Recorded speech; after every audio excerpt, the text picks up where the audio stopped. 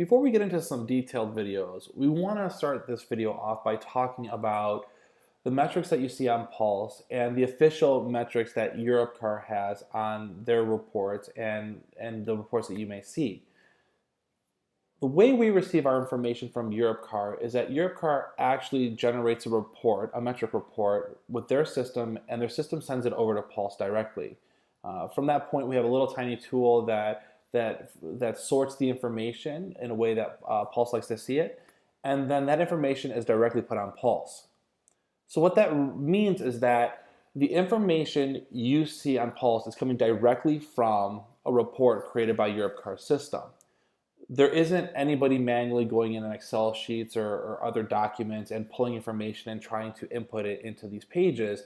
We're getting a direct feed from Europcar, which is a great thing to have.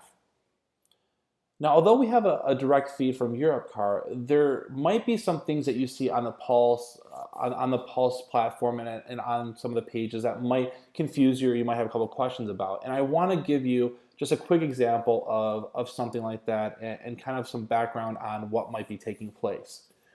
So if we're going to look at Faro location as an example here, and I selected ARPD to review. And another big thing that I did is I changed the date here from June 1st of June 1st, 2016 to June 18th of 2016. Now, when I did all that, we now have this graph that's showing. And the area we want to focus upon is this line down here. If you look, you can see a couple of things. The first is that it only goes to the 15th of June and not the 18th. So although I put it to June 18th up here, it's not showing the 16th through the 18th. So why is that? The second thing here that we want to look at too is that if you look between the 2nd and the 5th, the 3rd and 4th are missing when it comes to days. Furthermore, we're also missing over here the 9th to the 12th. So what's actually going on here?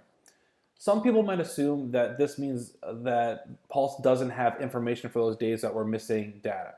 And that may not be the case, and there could be another reason for it.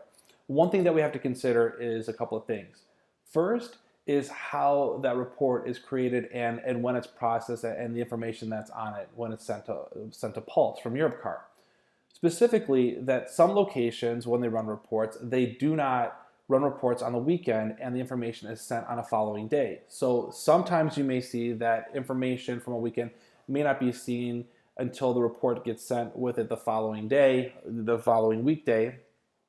Or you might also see something else that might take place, which is the actual revenue or performance may be added into that day when it's posted. So although the days may not be seen here, the revenue still might be taken into consideration on the graph. One other thing that we really want to look into as well is that if you are trying to track and see if maybe the products are in fact, or the transactions are actually in Pulse, but you're not seeing them on the graph, you can do one quick thing by actually going to agent settings on the left-hand side and going into agent products. From here, we could actually just make sure we have the right location in the right department, and we're going to select the dates, which I have already previously, which is June 3rd and June 4th, and you can see that there's no items here. Now, this doesn't necessarily mean that Pulse isn't tracking those days or that we don't have the information. What it means is that we are right now tracking the same way that Europcar is by using their direct reports. So one thing that we want to ask all of you is that if there is another report that you are aware of that actually does track the information at a daily level that may include these transactions or may include separate metrics for the days, and it's an official report coming from Europcar, please submit a ticket through Pulse with the report and let us actually talk about it and see if we can implement it into Pulse. Thank you.